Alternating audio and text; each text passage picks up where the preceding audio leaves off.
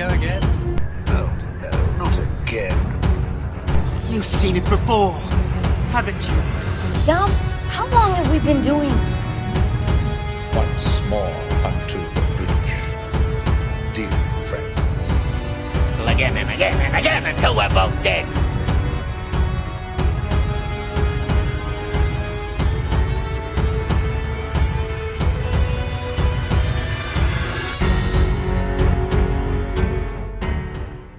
Hello, welcome to You've Seen It Before, movie reviews with connections in mind. The Flash is the latest film in the DC Extended Universe, one of the last of these legacy DCEU projects before James Gunn took full control over DC.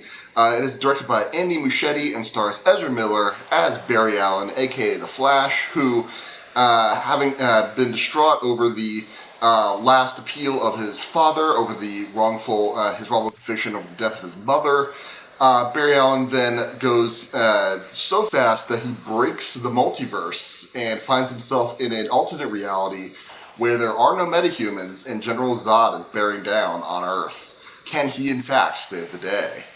Now, this video review will contain spoilers of The Flash as well as certain other things. I'll be doing my spoiler-free thoughts first and foremost, but just so you know, there will be some spoilers later on in this review. But first and foremost, let's get into some spoiler-free talk on The Flash. Is it a good superhero movie? Is it a good DC movie? Is it worth seeing in the theaters? I would say this was a pleasant surprise from a theater experience goes, because while I was fully expecting a fairly run-of-the-mill superhero movie, I was actually pleasantly surprised at how fun this movie was, and you can feel that energy in the audience as well. That was a great time to be had in the theater. Obviously, your enjoyment will vary greatly depending on how much investment you have in the DCEU proper, how much investment you have in DC characters as well. Not only the Flash, but as has been revealed many times in the trailers, so I can't really call it a spoiler really, because it's been spoiled by the trailers for so long now.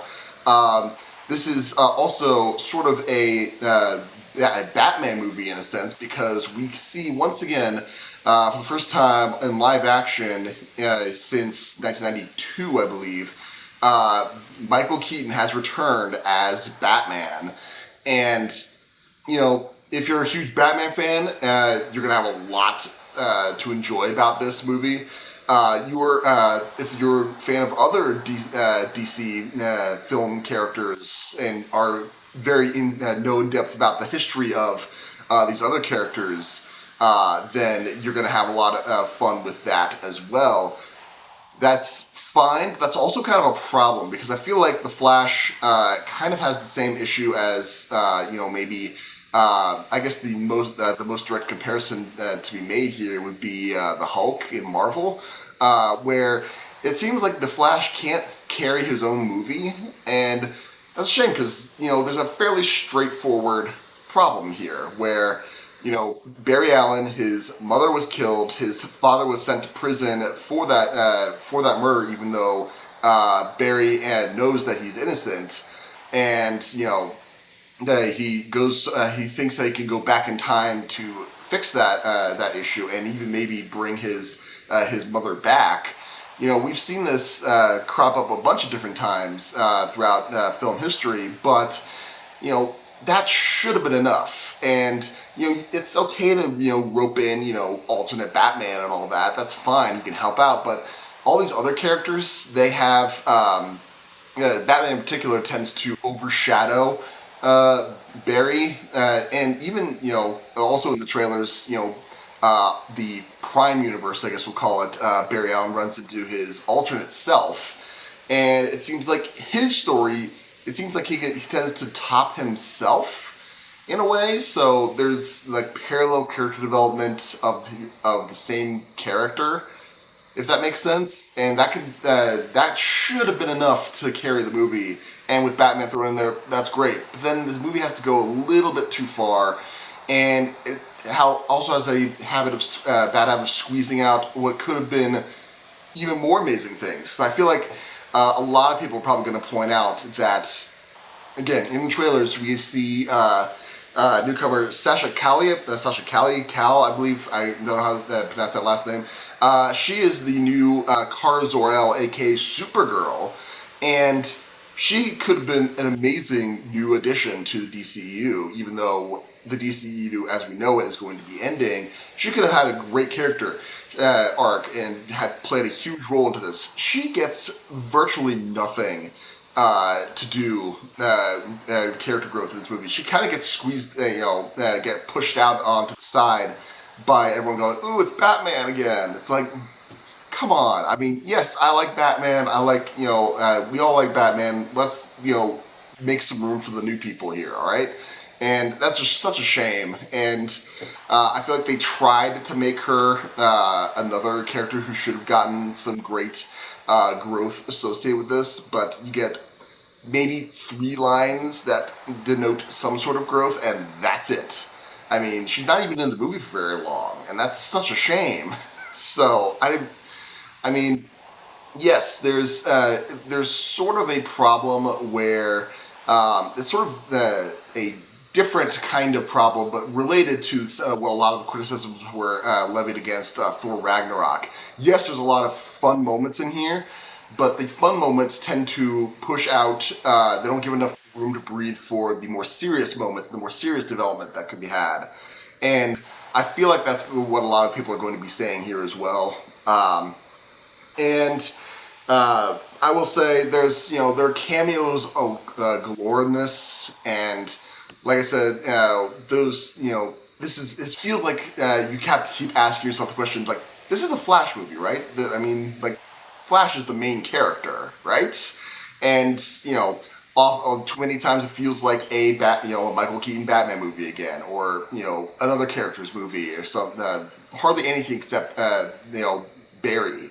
So, and that's sort of a shame, but I still had a fantastic time with it. There's some great imagination shown in this movie, like, for instance, the time travel segments, or how they view, the multiverse aspects.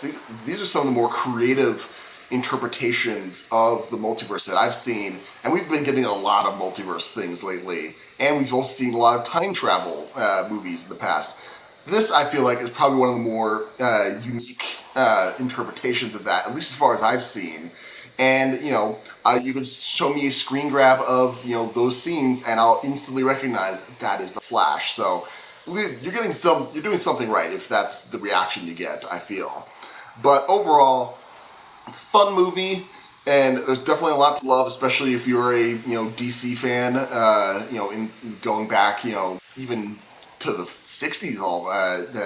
There's a lot of lore that can be pulled from all these characters from this. But that being said, I can't say this is a great movie. It is, better than some of the other superhero movies that I've been getting recently. But I can't say that this is one of the greats. So if I was going to give The Flash a letter grade, I would say this is I'll give it a B+. I was debating giving it a B, but I feel like there's just enough unique humor associated with this, and even the repeated tropes give it a unique spin where it bumps it just a little bit higher. I can't give it an A, of course, but B+, I feel like, is a solid rating for this movie. So those are my points, my main spoiler-free thoughts on The Flash. Now let's get into some spoiler talk as certain plot developments and character arcs that may seem familiar to you and where you may have seen them before. Now, a couple of things, the concept of, time traveling back to fix the mistake, and, having the chance to do so repeatedly to get it right. We've seen this in such films as, Edge of Tomorrow / Live, Die, Repeat, among others. There's a certain time loop, not a time loop, but repetition of going back to the same point over and over again, which makes me think more of a episode of Doctor Who from Series 1, one of the Christopher Eccleston episodes entitled Father's Day, where, even more on point, you go time travel multiple times to a point in time to save a dead parent, but by doing so, unleash all manner of chaos in the universe, and the only way to fix it is to let the original death happen. So there's a lesson to be had there, and that is repeated again in the Flash here, and also the reveal near the end of the mysterious purple eyes, black skin creature that starts the whole thing is in fact a future version of alternate Barry. That feels like straight out of the reveal of the recent release Lightyear, where Zurg is revealed to be a future older version of Buzz, who went back in time again to fix the mistakes. So I mean, like I said, these are fun tropes that we've seen multiple times, but I feel like the Flash gives it just enough of a unique spin on it to give it its own identity. Speaking of that unique spin, I gotta talk about the cameos. One, okay, did Gal Gadot just hang around on the Warner Brothers set, or just set up a green screen in her house somewhere and film her minute cameos for both this movie and Shazam: Fury of the Gods? It's like, it's great to see Gal Gadot's Wonder Woman again, but just make Wonder Woman 3 already. I mean, this feels awkward that we got two barely minute-long cameos of Gal Gadot's Wonder Woman in two DC properties in the same year. That just seems a little odd to me. But on the other flip side, the cameos of when the multiverse is starting to fall apart and get these collisions of various DC characters from the past, which again makes you beg the question: is this really a Flash movie? And I will say, while the CG in I guess it's called the Chronosphere, it's not called the Chronosphere, but it's like the arena or whatever of the when Barry's visualizing going back in time, the CG of all those people going through that is frankly terrible, but it's sort of a dreamscape sort of thing, so you can kind of get away with it. But that being said, the CG when it comes to showing the faces of various people, or how they integrate the various other DC characters, was spot on. In particular, getting to see, you get to see little archive footage of Adam West's Batman in there somewhere, and George Reeves' Superman in there, and I guess there was a Flash in there from the early 40s. I forgot all about that. But everyone's going to be talking about not only the Christopher Reeve Superman and is it Linda Carter, Linda Hamilton? Yeah, her that era Supergirl in there, but also Nicolas Cage as Superman from the aborted Superman Lives. I mean, I audibly said in the theater, I'm sure the couple people who were two seats down probably heard me. I was like, wait, is this gonna be? Yes! That was my legit reaction, and it was like, awesome. Not that they really play a role in the storyline. It felt like they were included in there just because to get a audience applaud moments, which is a little bit cynical if you think about it for too long, but for a crowd pleasing moment, you could do worse. And to top it all off, when we think Barry's back in his own universe, he gets his father off and out of prison, and then he get called from Bruce Wayne. It's like, I'm pulling up now. It's like, I again audibly said in the theater, it's like, oh, I bet that's George Clooney. I bet that's George Clooney, isn't it? Yes. So we've gone full circle with we've got all of our Batman and Superman references out of our system here. I feel like someone had to make the call. It's like, all right, we're resetting the DCEU. We're not, we might not get this chance to do all these references again for another, decade or so, potentially. Let's get them out of our system now. It's like, okay, let's do it. And, cynical, yes, but it was fun nonetheless. So, what did you think of The Flash? Did you like it? Did you not like it?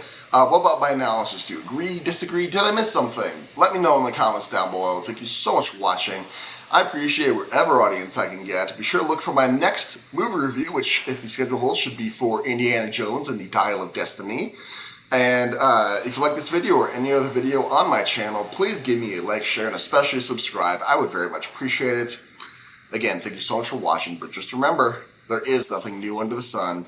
And yes, you have seen it before.